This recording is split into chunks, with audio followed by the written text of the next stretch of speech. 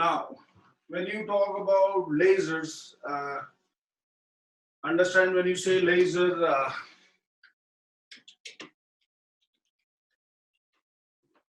all right, if you see, when you say lasers, broadly, laser stands for light amplification.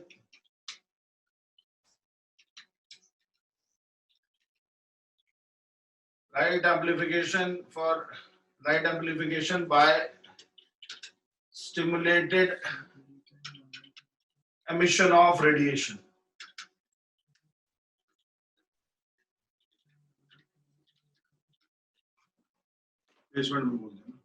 So light amplification by stimulated emission of radiation is laser. So it is clear that laser is not a word actually.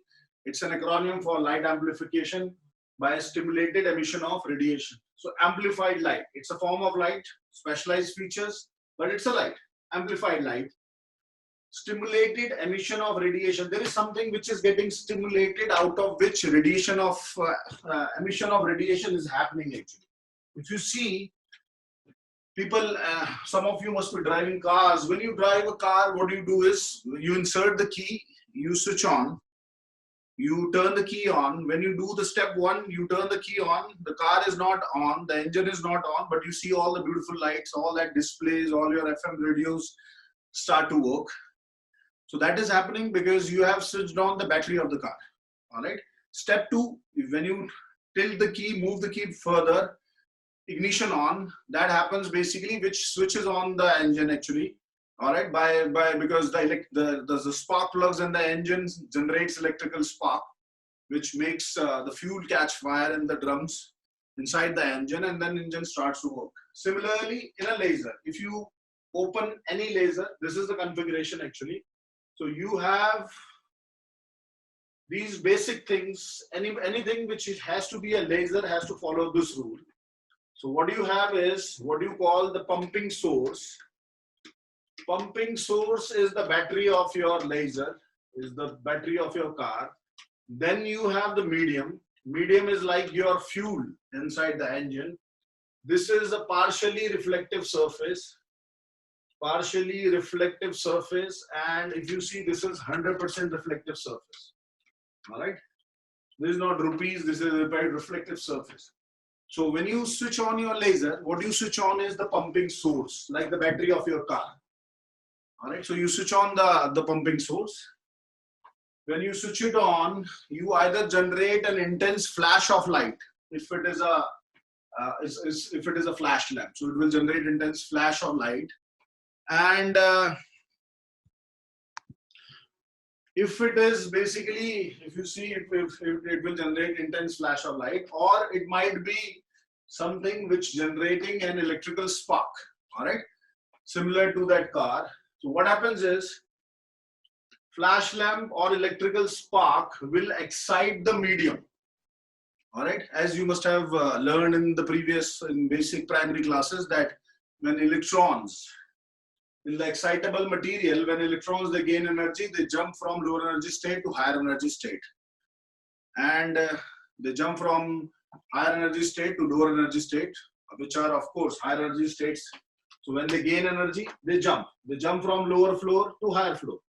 Higher floor is unstable, they fall back. They fall back, release a packet of energy, basically what you call photon. These photons will jump between the reflective surface, and in turn will stimulate more material, and a beam formation will happen. If you press the foot pedal or the trigger, the partially reflective surface will open and the beam will come out on the skin surface. So that is what is happening actually in a laser. You must have heard about, let's say, carbon dioxide laser, diode laser, ND-YAG laser, erbium-YAG laser, erbium glass laser, pulse dye laser, and so on. So there are different lasers you must have heard about. When you say carbon dioxide, that means the medium is a gas, carbon dioxide. So inside the medium is carbon dioxide. When you say diode, the medium is a semiconductor diode. When you say ND-YAG, the medium is a solid state neodymium, yttrium, aluminum, garnet. When the medium you say erbium yak, the medium is a solid state erbium doped yttrium aluminum garnet. When you say erbium glass, the medium is a solid state erbium doped phosphate glass, and so on. When you say pulse dye laser, the medium is a liquid dye. All right. So what does that mean? That means basically the medium can be a solid state laser, a liquid state laser, a gaseous state laser. All right, and a semiconductor, which anyway, basically, if you see semiconductors are not liquid or gases, they are solid only. So on. So if you read a book says that we have used a gaseous state laser, in brackets carbon dioxide, so that is what they mean is that the medium is carbon dioxide only. So the name given to the laser comes from the medium actually. Of course, on the top of that, then companies, they give all that beautiful names of desire and this ham and that sheen or ultra pulse or super pulse.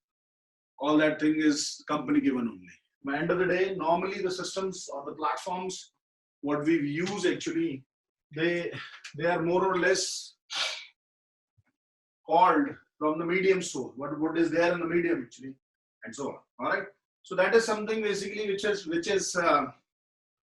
interesting to know, because if you are using a laser and if you don't know what is inside the laser, it's difficult to learn actually. All right. So that is something which is very important when you talk about lasers.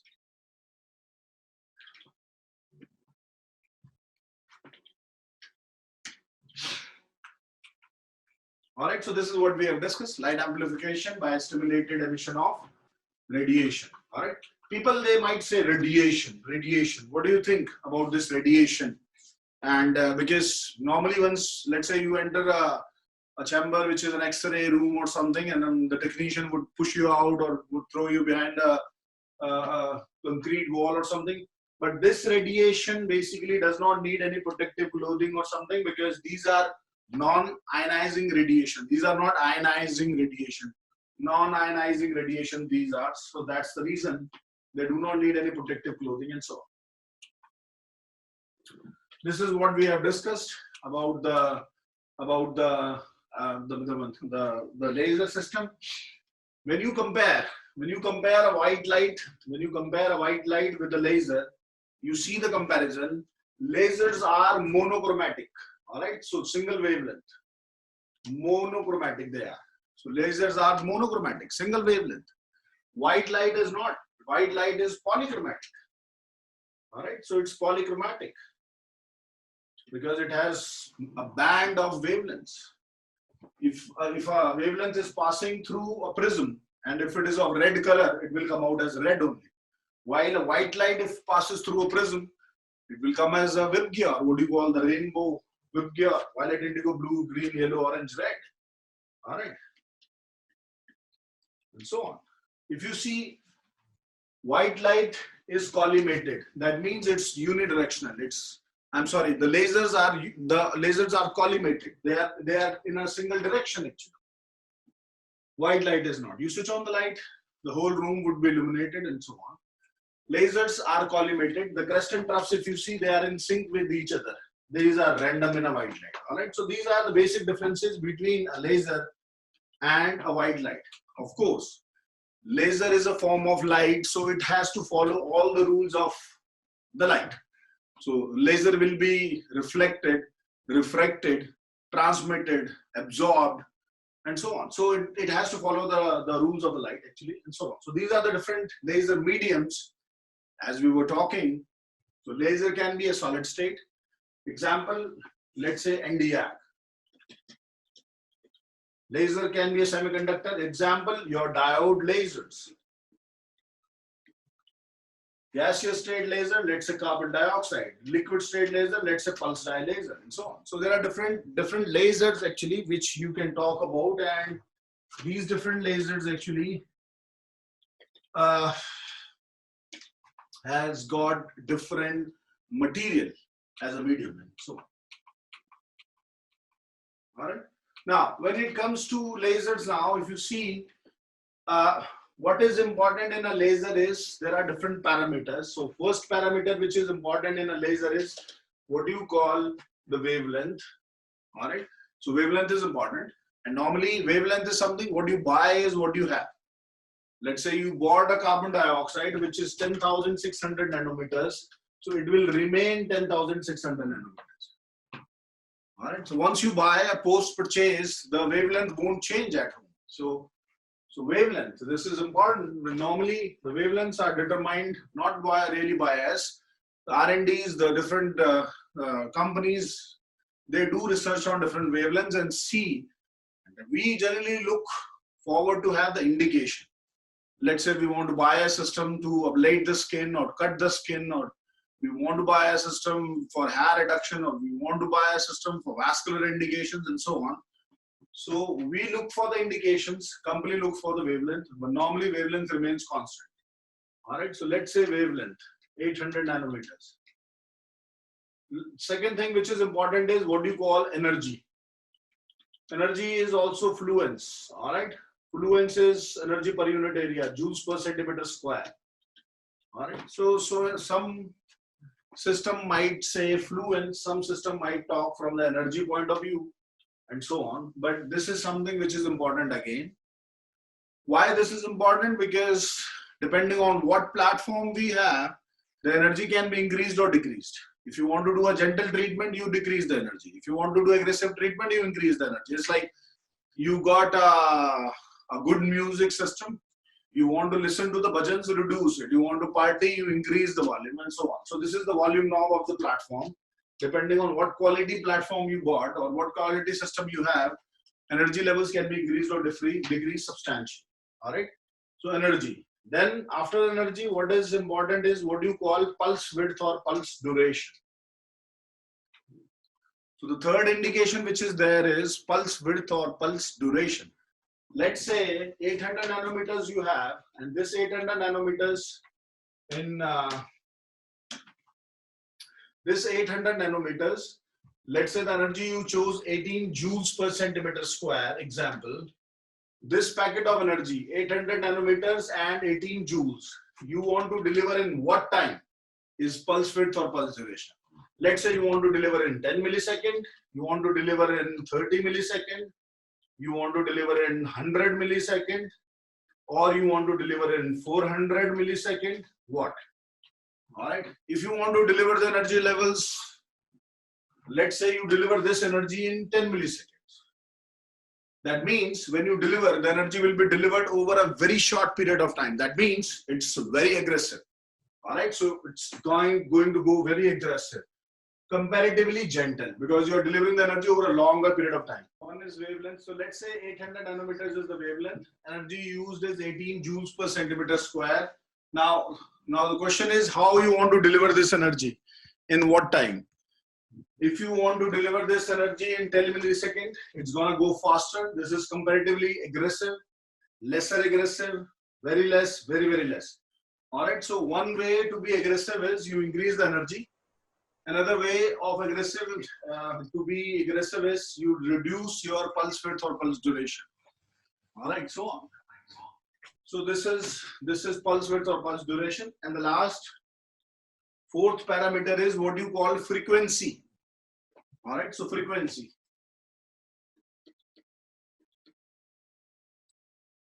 Frequency is the number of shots you fire per second is frequency. All right.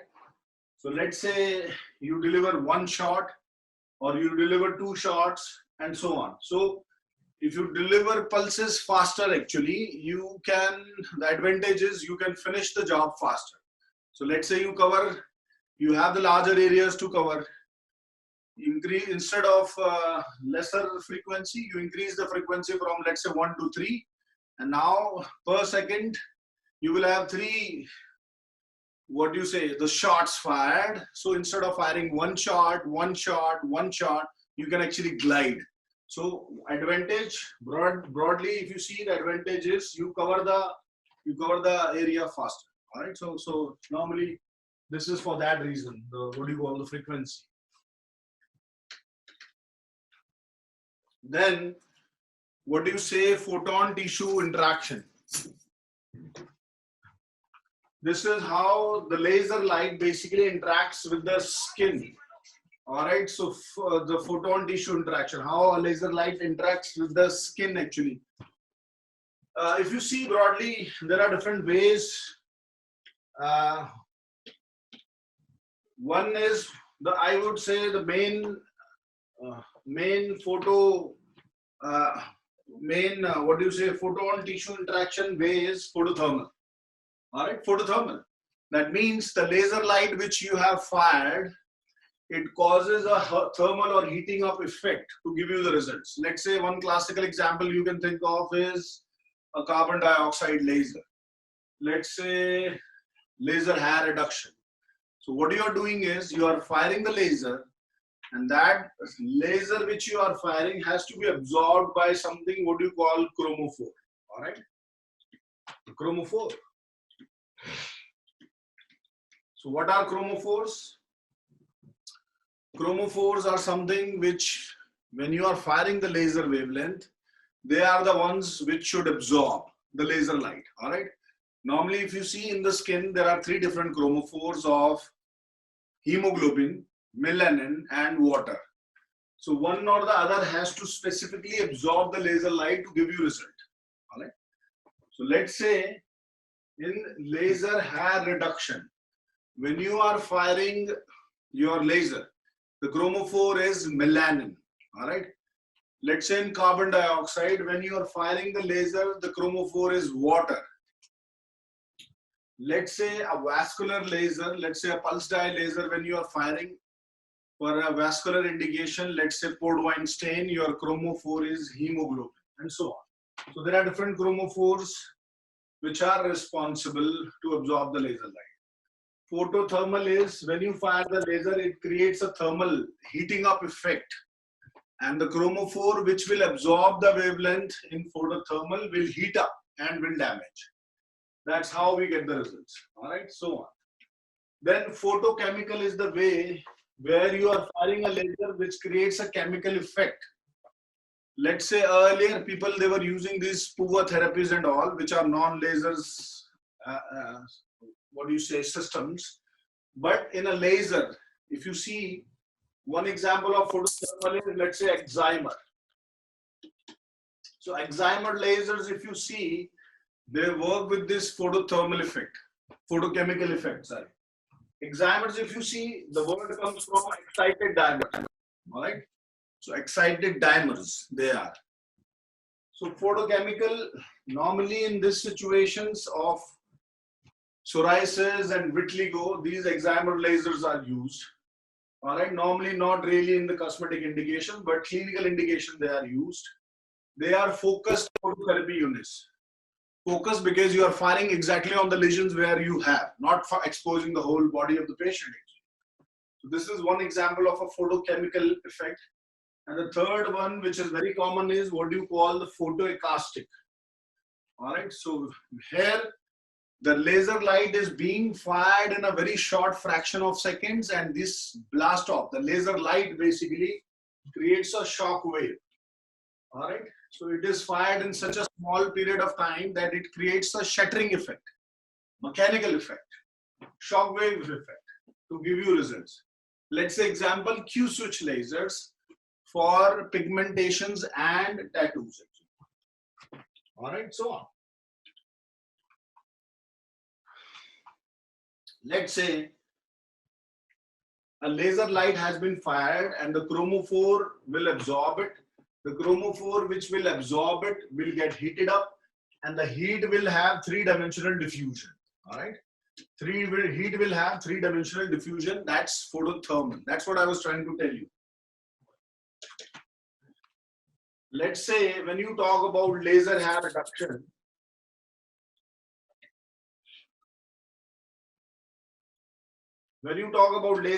reduction, basically the situation is this. You have the hair follicle, all right, broadly embryologically an ectodermal structure lying deep in the dermis, and this is the epidermal layer, and you know that by default the pigment is there in the epidermal layer. All right, so you know that pigment is there in the epidermal layer, but the pigment is also there in the hair shaft itself. So it's there in the hair shaft itself. All right, so on. So now, before you actually do the laser hair reduction, what you do is you shave off the hair which is outside the skin. Then you put your laser probe, the laser hand piece, and then you fire. This hand piece, basically, if you see, this is actively cooling actually. This actively cools. This is a chill tip. Right, so this is actively cooling the epidermal layer. So the melanin which is there in the epidermal layer will not heat up. Even they are absorbing, they will not heat up. But the wavelength which will pass down will be absorbed by melanin concentrated in the hair shaft, and the heat buildup will happen. This heat buildup will have three-dimensional diffusion, and that three-dimensional diffusion will damage the hair follicles. All right. That will damage the hair follicles. And if you end up damaging the hair follicle, you will have something what you call permanent hair reduction. All right. So idea broadly is this. All right. So this is what I'm talking. So that diffusion, actually, if you see that diffusion this is the hair and shaft, and this is the follicle. So if the heat radiation will damage the follicle.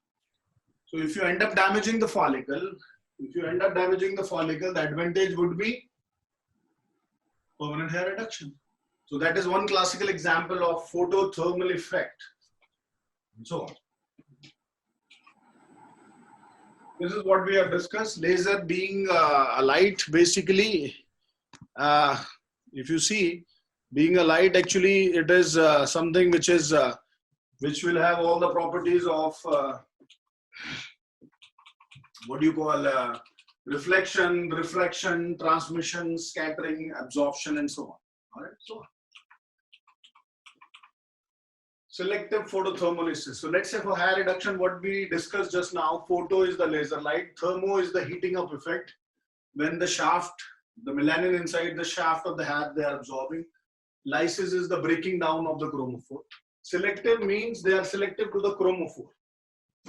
The idea is not to burn the skin and get hair reduction. The idea is to have a normal skin, but minus the hair. That's what. Selective photothermolysis. So we have discussed wavelength is an important feature, energy or fluence is important, pulse width or pulse duration when it is given is important, and the fourth thing is the frequency. All right, so on. Now, one thumb rule I gave you yesterday, that skin of color 1, 2, 3, 4, 5, 6, Fitzpatrick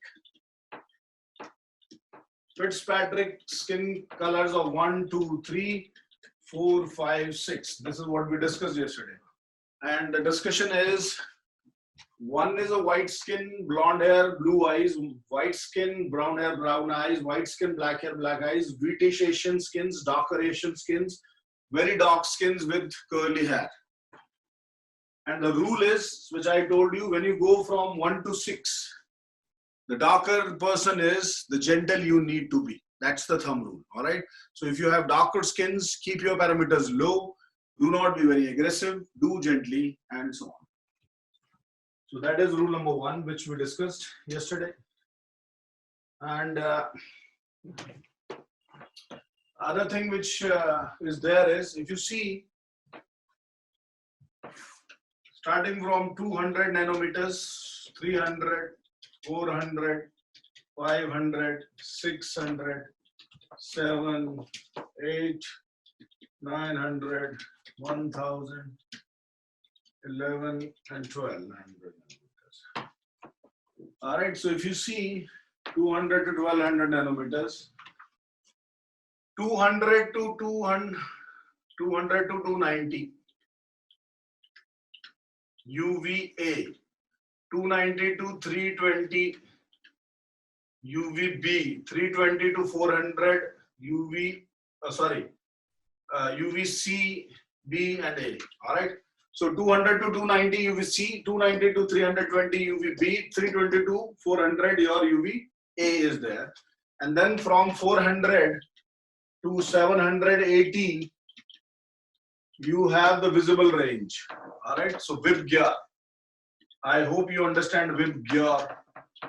Who's whip gear? All right. So violet, indigo, green, yellow, orange, red. Something what you call the whip gear. All right. So visible light range. So from 780 till 1200 near infrared, and after 1200 far infrared. All right.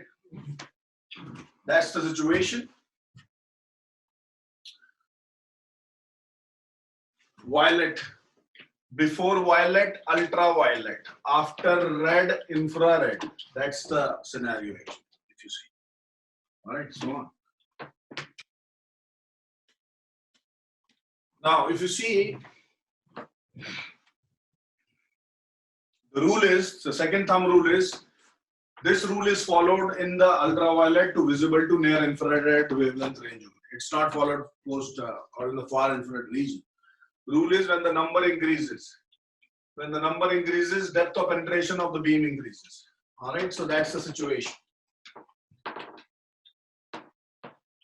So that is the situation. So when the number increases, 500 is deeper penetrating than 400, 600 is deeper penetrating than 500, 700 is deeper penetrating than 600, and so on. So as the number increases, depth of penetration increases. That's rule number 2. Rule number 3, when the wavelength increases, when the wavelength number increases, the intensity becomes weaker. So wavelength becomes weaker. So 600 is weaker than 500, 700 is weaker than 600, and so on. All right. So if I ask you 532 nanometers compared to 1064 nanometers, if I ask you which wavelength is deeper penetrating, 1064. Which wavelength is stronger, 532. That's the rule. All right. So that's the situation.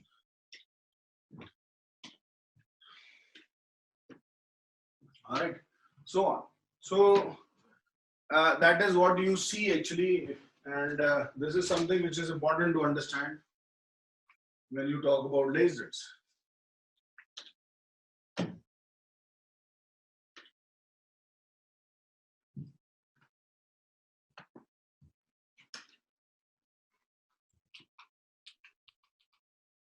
So there are different wavelengths and there are different lasers and different these things.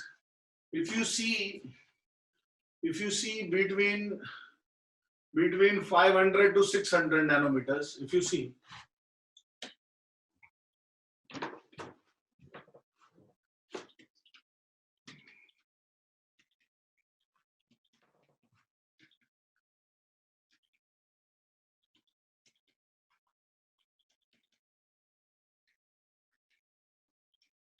see, between 500 to 600 nanometers, primary chromophore is hemoglobin and secondary chromophore is melanin, competing chromophore.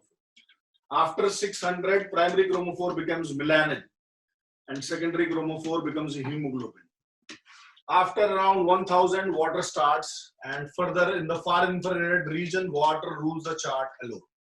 That's the rule actually. So you talk about any vascular laser, the wavelength will be between 500 to 600. You talk about any pigment specific lasers, it will be always after 600. All right. You talk about any lasers which are ablative lasers, they will always be water and they will be in the far infrared. So that's the rule actually.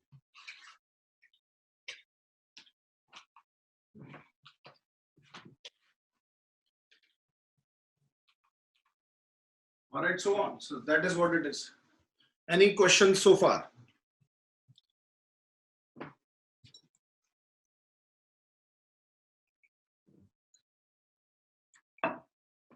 Do you have any questions?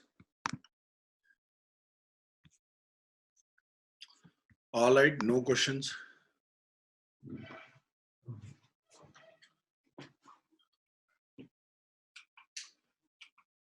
There is other thing what you call is IPL, which is intense pulse light system. All right, IPL, intense pulse light system.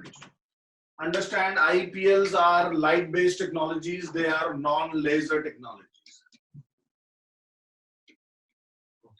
They are not lasers actually. They are non-lasers. So they are non-lasers technology. So intense pulse light systems.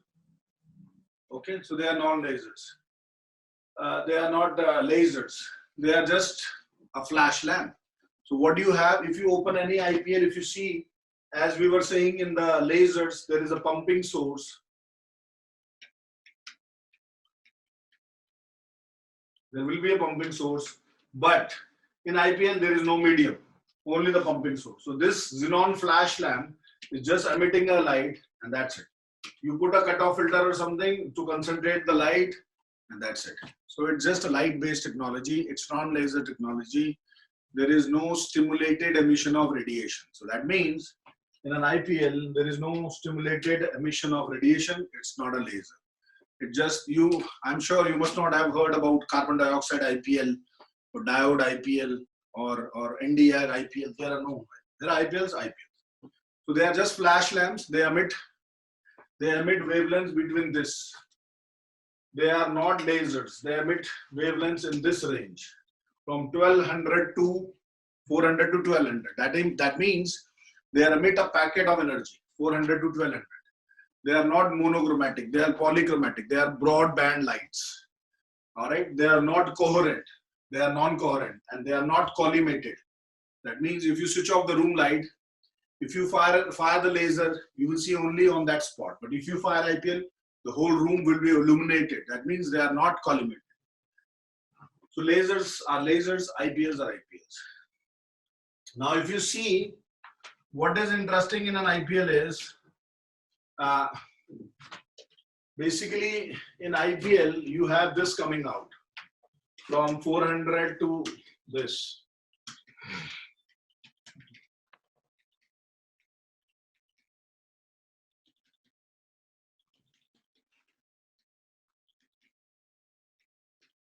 So in IPL, the whole wavelength is coming out and the company gives you a cutoff filter. They say if you insert 480, you can do active acne.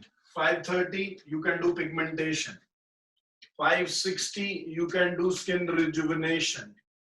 590, you can do vascular indications. 690, you can do hair reduction and so on. So company is telling you can do different indications using different cutoff filters.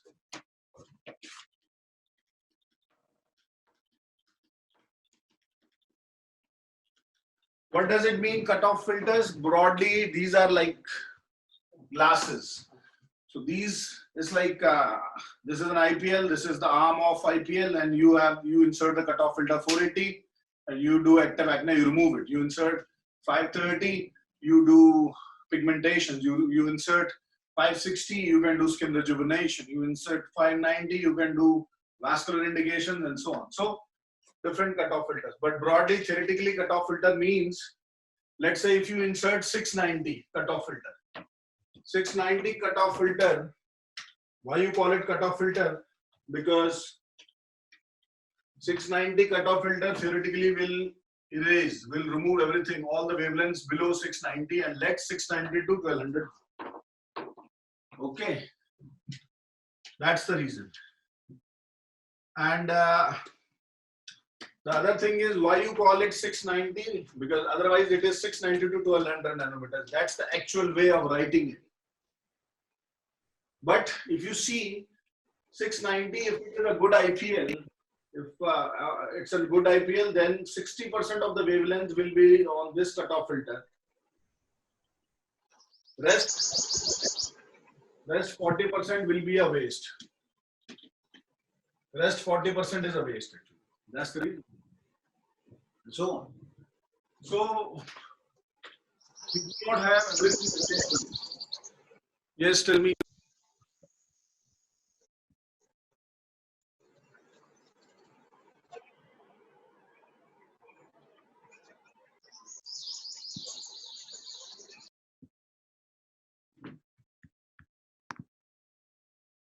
All right, so rest it's a waste actually and so on.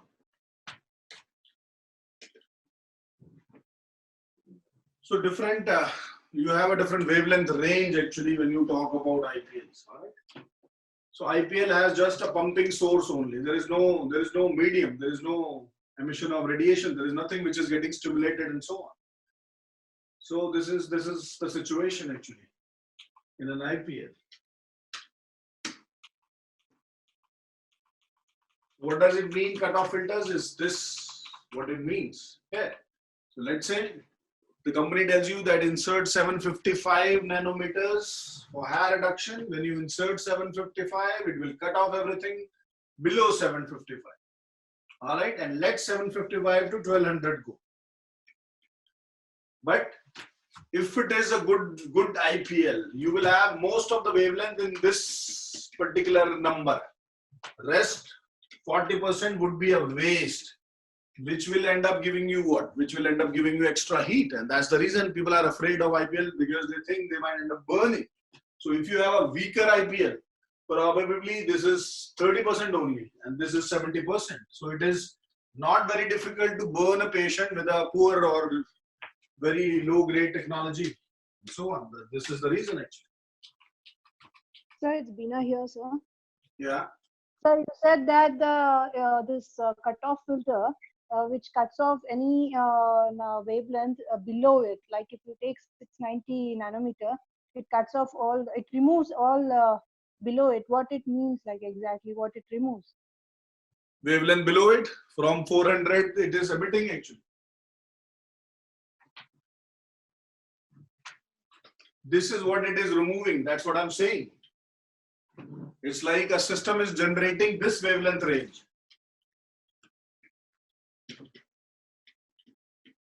If you insert 590, it will remove everything below 590. That's what I'm saying. So it will remove the lower wavelengths and let 590 to 1200 go. That's what it means. Otherwise, why would you call it 590? You understand? Do you understand? No, not exactly. I was not getting it. And one more thing, you said that. See, understand, cutoff filter means any number which you insert. Let's say, do you use IPL? No, sir. Have you seen IPL? No idea. Okay, so let's say, can you understand this concept?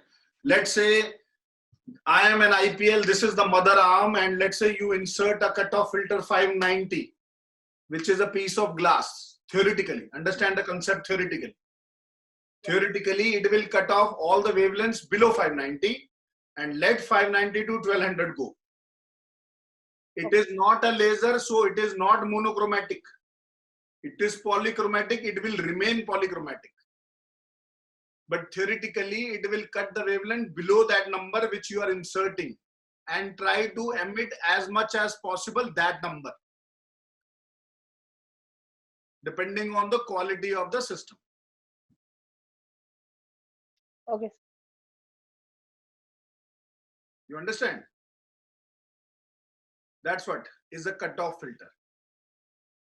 Cutoff means it will cut off the lower wavelengths. But it is not a laser, so it is not monochromatic. So let's say you are saying, which wavelength you were saying? 690. So let's say hair reduction with an IPL, 690. Let me tell you the difference between a laser and an IPL. IPL 690 hair reduction. Is it a laser? No. So then what does it mean? It means 690 when they write, they mean 690 to 1200. If you just write 690, it will become a laser. But it is not 690, it is 690 to 1200. All right, so on. Yeah. So that is what they mean actually when they talk about it.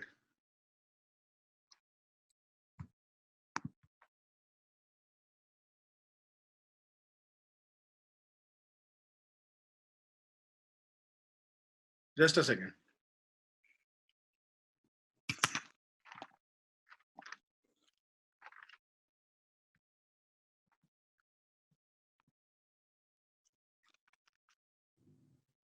All right, so that is the reason basically. So it will 690 means it will cut off everything below 690. This is a theoretical concept, understand? So this is 690. It will cut off everything below 690 and let upper wavelength go. But why you are calling it 690? You are calling it 690 because the major wavelength which will come out is in this number. But rest 690 to 1200 will be the other wavelengths. So let's say 40% is here. If you have a good system. If you have a poor system, probably this is 30% only, 20% only. Rest 80% is useless wavelength, which will give you what? Extra heat. And that will end up burning. Sir, what you said, if it is a good wavelength, then it will give us 60% only at 690 It's not, I'm wavelength. not saying good wavelength. I'm saying if it is a good platform. Okay. And the rest 40%. And the rest 40% would be the different wavelengths after 690. And this will create only heat, but it will not damage the skin. Of course, damage the skin. Extra heat will do what? Damage the skin. So if you have a poor system, you will end up for sure burning the skin. That's the reason that learning an IPL is take longer than handling a laser. Why people are afraid to use laser, afraid to use IPLs for that reason, because of the extra energy.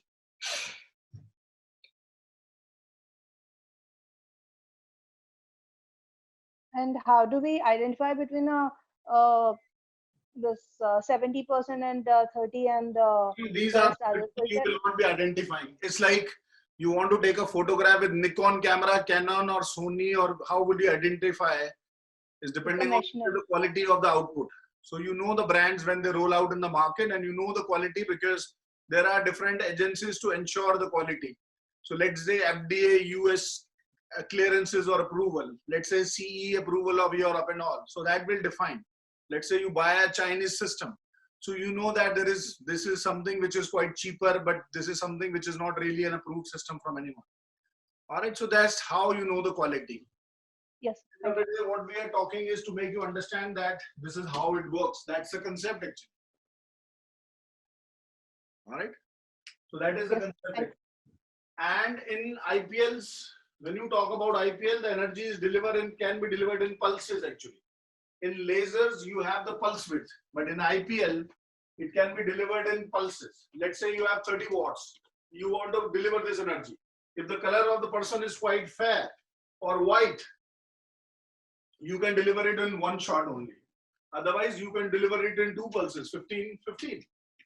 If the person is quite dark, then probably 10, 10, 10. So that's the feature of the system. Not you don't have to do nothing. It's the feature of the system. So these platforms gives you the option to deliver energy in pulses, multiple pulses.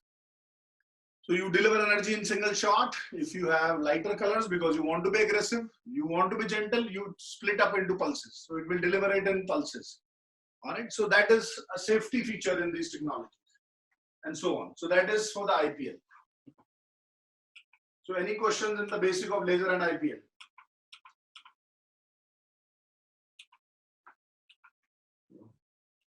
Any questions in the basic of laser and IPL? So this is Katie here. Yeah. You have told that specific wavelength will 690 to 1200 or like this. Will it do those all functions below the level, or it has specific function that 480 is for acne, 530 is for pigmentation, like that? 690 it works for all these things, or what? 690 will not work for everything. There are different filters given for different indications. So you will change the filter as per your requirement. Okay. You will change the system as per your requirement. Okay. You want to use, you change the filter. You want to do hair reduction, another filter. You want to do something else, another filter, and so on. So it's variable actually. If we use higher filter, does it understand when you have the system, then they guide you what to do. You don't have to worry about it. So the system, the manufacturer will tell you that use 690 if you want to do hair reduction. They will tell you if you want to do skin rejuvenation or photofacial, use 560. They will say use 590 for vascular indication. So they will tell you what to do. You just have to insert it. So one more question, sir. And you said this platforms, different platforms give a different percentage of benefit and waste. So every platform, it is any platform which gives 100% results, or we have side effects for everyone? There is nothing 100% because if you can generate 100% in a single wavelength, that will become a laser, and it is not a laser. So there is no 100%. So we will. So for sure we will be having some kind of heat and some kind of damage. Don't compare between horses and donkeys. So lasers are specific to the indication. They are horses. They are specific to one indication. The wavelength is very specific to one indication. These are donkeys. They are meant to do multiple indications, but they are not master of any indication. So jack of all trade, master of none they are. So let's not compare, but they have their own advantages. That's why they are popular. So with one particular device, you can do multiple indication. Isn't that quite interesting? That is interesting, yes. At least in the beginning of your practice, it is interesting. Yes. So what might be the indications and contraindications of lasers and IPLs? Same indications as you have seen. So if you want to do hair reduction, that would be a hair reduction indication. If you want to do pigment reduction, so pigment reduction would be an indication. If you want to do hemangiomas or Port-Weinstein vascular indications, and so on. So different indications, contraindications where you would not do it. So anybody having any kind of a active lesion or wound or viral or bacterial at the site of the hair reduction place, or anybody having any kind of a, what do you say, autoimmune disease or something, anybody who has got unrealistic expectations, you will not do. So all these are absolute contraindications. And for me, pregnancy again will be an absolute contraindication and so on. So whatever this heat and damage we are having, can we decrease it with the after treatment? Which damage? Means about after these 40%, if there's any loss and kind of any kind of heat damage. Don't worry. That is a theoretical concept to make you understand that you will not have, let's say with a laser hair reduction, let's say it takes 4 sessions to give you results, permanent hair reduction. A good IPL might take 8 to 10 sessions to give you the same thing. That is what it means. If IPL is poorer, then it might take another 12 to 16 sessions, or might take 20 sessions, or might reach nowhere. That's what it means. So when you compare, it cannot be 100% because laser in every session will deliver 100%. So that is the comparison actually. All right. So that is how you learn actually. Are there any side effects using these, sir? If you burn somebody, yes, for sure, you will end up into a scarring. You might end up into hyperpigmentation or hypopigmentation for sure. These are thermal technologies, photothermal. So with the photothermal, if you burn excessive heat on a, let's say that's what I was talking when I was saying Fitzpatrick skin type. So if you end up firing a larger energy levels on a darker person, you will end up burning. So what will happen if you burn? What happens? The same thing will happen actually.